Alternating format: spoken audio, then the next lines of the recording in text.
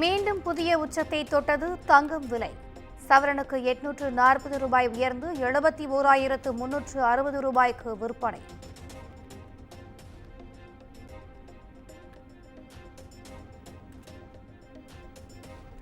விடுதலை போராட்ட வீரர் தீரன் சின்னமலையின் 269வது பிறந்த நாள். சென்னை கிண்டியில் உள்ள தீரன் சின்னமலையின் உருவ சிலைக்கு முதலமைச்சர் மரியாதை.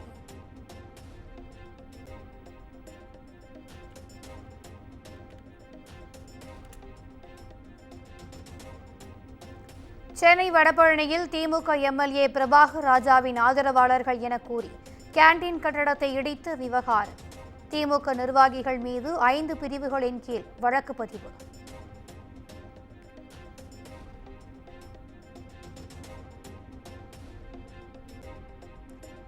கோடியக்கரை அருகே மீன்பிடித்த தமிழக மீனவர்கள் மீது இலங்கை கடற்கொள்ளையர்கள் தாக்குதல். கத்தி மற்றும் கட்டையால் தாக்கி மீன்கள் மற்றும் ஜிபிஎஸ் கருவிகளை பறித்துச் சென்று அட்டூழியம்.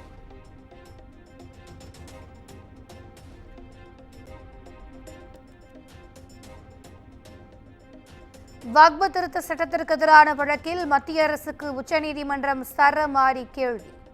இன்று பிற்பகல் இடைக்கால உத்தரவு பிறப்பிக்க உள்ளதாக தகவல்.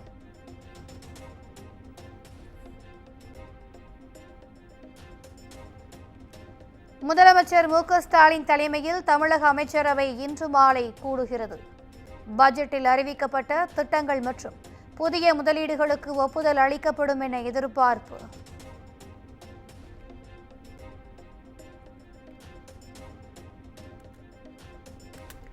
அமெரிக்காவில் இருந்து நாடு திரும்பும் பொறியாளர்கள், அறிவியல் அறிஞர்களை நாம் பயன்படுத்த வேண்டும். பல்கலைக்கழக துணைவேந்தர்கள் கூட்டத்தில் முதலமைச்சர் மு.க. ஸ்டாலின் அறிவுறுத்தல்.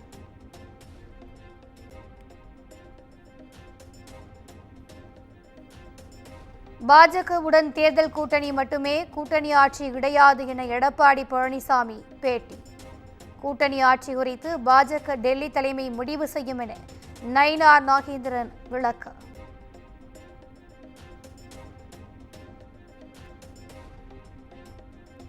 சொத்து குவிப்பு வழக்கிலிருந்து அமைச்சர் பொன்முடி விடுதலை செய்யப்பட்டதற்கு எதிரான வழக்கு.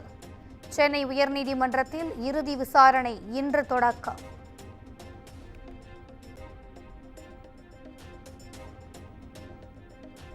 நாங்குநேரியில் சில மாதங்களுக்கு முன் சாதி ரீதியாக தாக்குதலுக்கு உள்ளான மாணவர் சின்னதுரை மீது மர்ம நபர்கள் தாக்குதல். இன்ஸ்டாகிராம் மூலம் பழகி தாக்குதல் நடத்தியவர்களை பிடிக்க 2 தனிப்படைகள் அமைப்பு.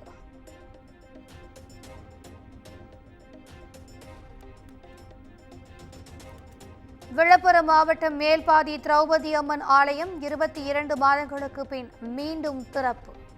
பட்டியல் சமூகத்தினர் வழிபாடு நடத்த உள்ளதால் ஏராளமான போலீசார் குவிப்பு.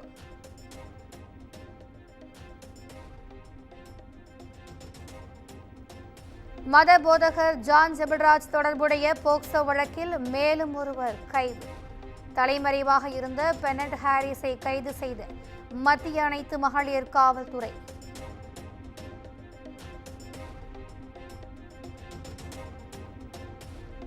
கடலூர் மாவட்டம் வேப்பூர் அருகே மேம்பாலத்தின் தடுப்பு சுவரில் மோதிய கார் தீப்பிடித்து விபத்து.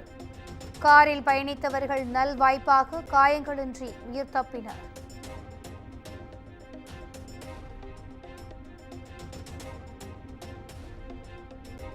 திண்டுக்கல் அருகே குழந்தைக்கு சூடு வைத்த அங்கன்வாடி ஊழியர்.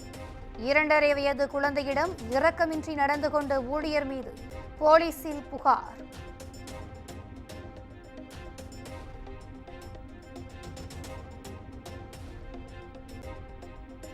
கர்நாடகாவில் 3வது நாளாக தொடரும் லாரிகள் வேலைநிறுத்தம் எதிரொலி. மாநில அரசுக்கு தினசரி 4000 கோடி ரூபாய் அளவுக்கு வருவாய் இழப்பு.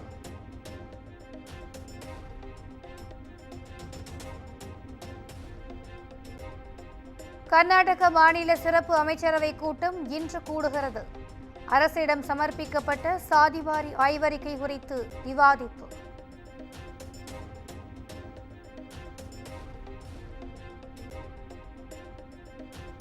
சீன பொருட்களுக்கு அமெரிக்கா 245% வரி விதித்த விவகாரம்.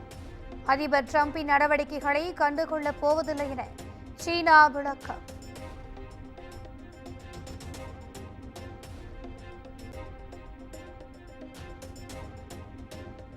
அதிபர் டிரம்பின் வரி விதிப்பு நடவடிக்கைக்கு உள்நாட்டிலேயே வலுக்கும் எதிர்ப்பு. வரி விதிப்பு விளையாட்டை முடிவுக்கு கொண்டுவர கோரி கலிபோர்னியா ஆளுநர் வழக்கு.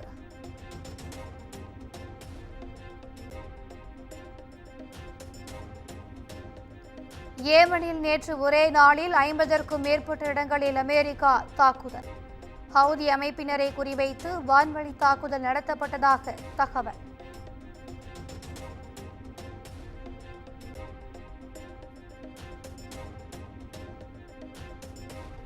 மத்திய ஆப்பிரிக்க நாடான காங்கோவில் படகில் தீ விபத்து.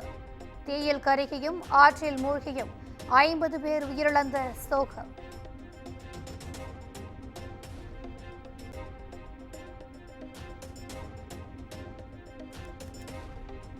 ஐபிஎல் தொடரில் மும்பை ஹைதராபாத் அணிகள் இன்று பல பரீட்சை.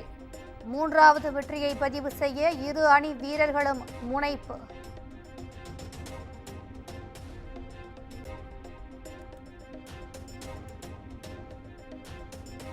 தக் லைஃப் படத்தின் சிங்குச்சா பாடலின் சிங்கிள் வரும் 28ஆம் தேதி ரிலீஸ். ஏஆர் ரகுமான் இசையில் ஜிங்குச்சா ப்ரோமோ வெளியானது.